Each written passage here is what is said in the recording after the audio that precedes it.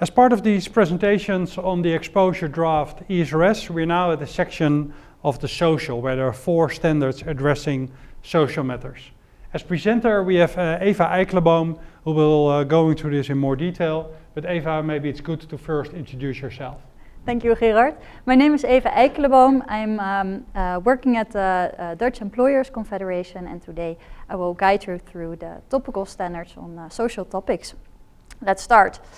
Well, this picture might be familiar to you. On the third line, you'll see the social standards. There are 4 topical social standards, focusing on workforce, workers in the value chain, affected communities, consumers and end users. This is also shown on this slide. Well, the background of this social standards is just as all the other exposure drafts provided by EFRAG, is the CSRD, and the basis can be found in Article 19b. And there it says that also undertakings need to disclose information on social factors, and it specifies that information should be provided on equal opportunities, working conditions, and respect for the human rights. And EFRAG built on this CSRD article and made 4 standards out of it, which will be shown on the next slide. Oh, here you see on top of it the social part, divided into the 4 standards, under which there are a lot of building blocks undertaking should provide information about. And well, here are the division is shown in the yellow numbers, and the yellow parts are actually the parts that are consulted right now and on which we can reflect. That leaves out a whole lot of information that is not under consultation now, but will follow in the future. If you go to the EFRAG site and download the information there, this is not all, more is coming. And of course today we will focus on the information that is under consultation.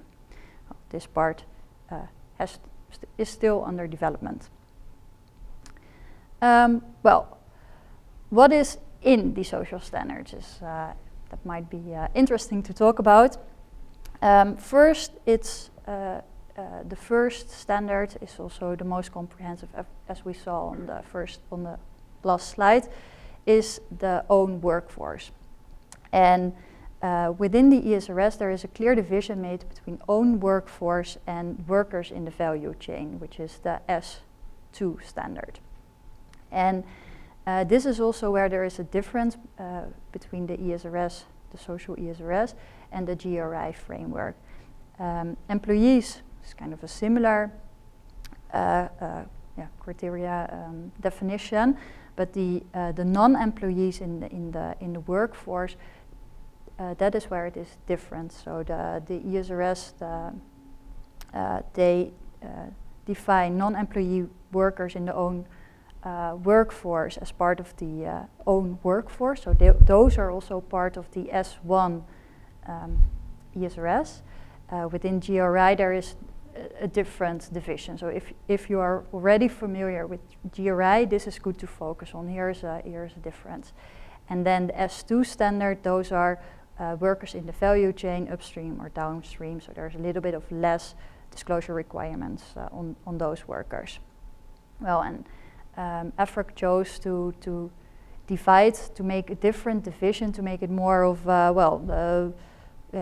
for various reasons, legal certainty, to make this clear division between S1 and S2, so it should be more easy to provide the information on it. They made this division based on the data availability and, to minimize incentives to shift employees.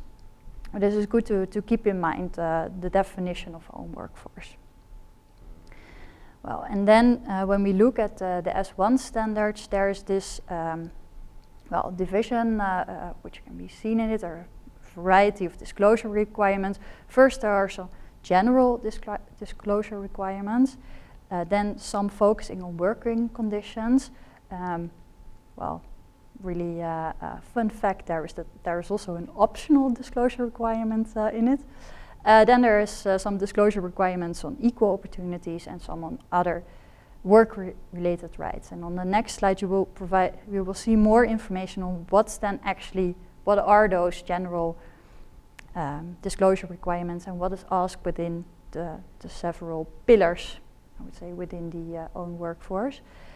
Well, this might sound familiar also when you have seen the environment, or if you watch the governance explanation. You have to provide information on policies, targets, action plans, and resources, in this case related to your own workforce. And then it will zoom into more of the details of the social, of the own workforce. And it will ask you more about working conditions, like is there training and what kind of training? How is the work-life balance? How is the remuneration? Is it fair? And if you can also provide information about the working hours, that one is the optional one, and it asks for if your working hours of the home workforce exceed 48 hours a week. Then there is the questions about equal opportunities. That focuses more on gender, the gender pay gap, discrimination, compensation, a clear focus on persons with disabilities. So all kind of more, equal working conditions or inclusiveness, you could say. And the final part of the S1 standard is more of a miscellaneous part. It asks information about work stoppages. Did those occur in the year?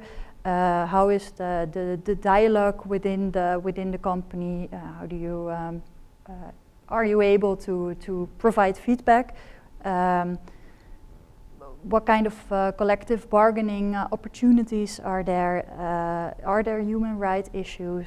Well, you have to think of all kind of disclosures a variety of disclosures on that part. So quite extensive ESRS. The following 3 ESRSs are, as we saw on the one of the slides before, are far smaller. There are only 6 disclosure requirements in each of them. Well, here we see the references made to already existing legislation, for example, the SFDR, the GRI, the United Nations Global Compact. So you see EFRAG try to align as much as possible with all those already existing frameworks. And here it's even on the disclosure requirement level, where did EFRAG seek for alignment and how did they align?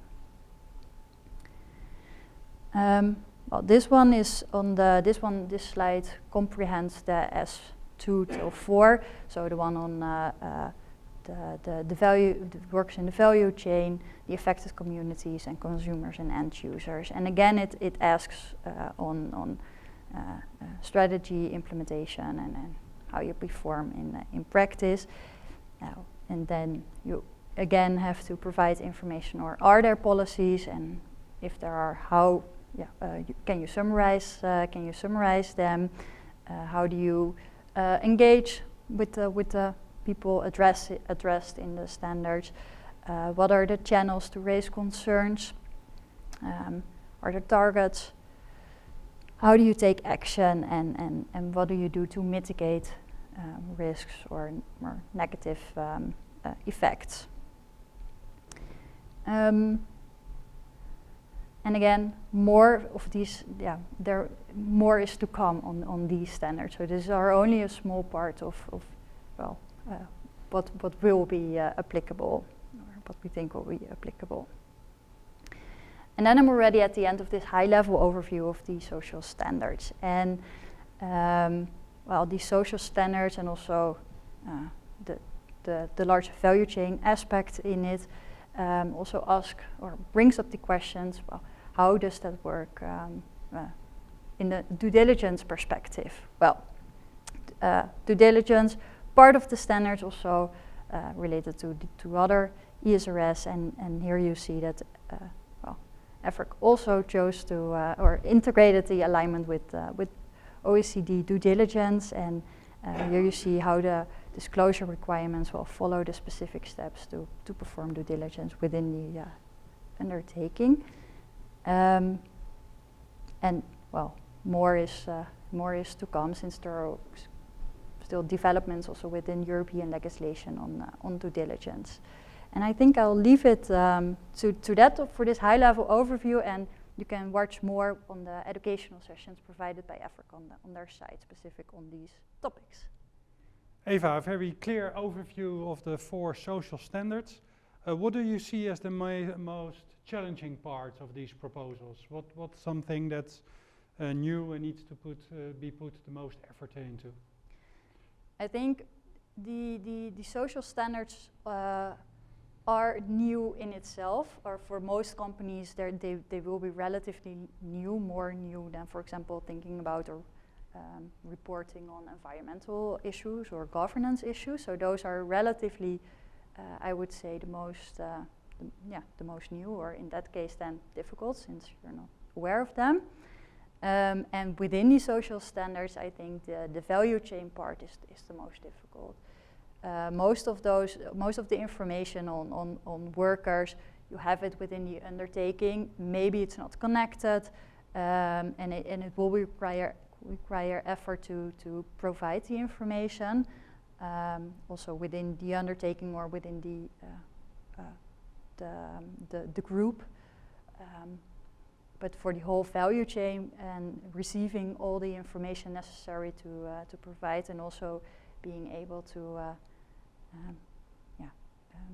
make policies and see how that works in the whole value chain, and getting really a grasp on that one, that will be the most... Yeah, and that also includes, if I understand it correctly, that even the definition of your own workforce is not just who are legally your employees and your payroll, but also direct contractors who people are effectively directly engaged. Yep. And you may have more limited information about those non-legal employees, so to say, than about the people that are directly on your own payroll, if I understand it correctly. Yeah, true. That's within own workforce. So that's a difficulty within the S1 standards, which is also the most comprehensive of the 4. But that's it's something to work on, I would say. And then if you say to work on, what would your advice be where to start as a company on the social section? I would start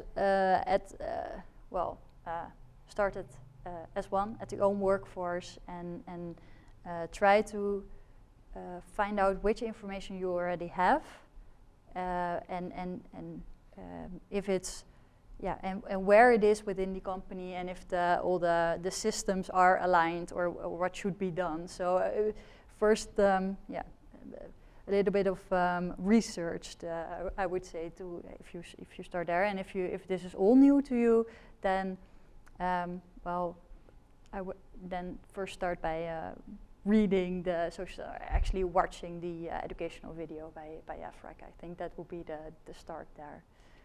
Okay, that's very clear. This brings us to an end on the social section. Maybe one final comment. I hope that the people that have the extra workload on sustainability reporting are not going to exceed the 40 hours per week, because then you would need to report on that, and that's a key social factor. So that's nice to consider in that perspective as well.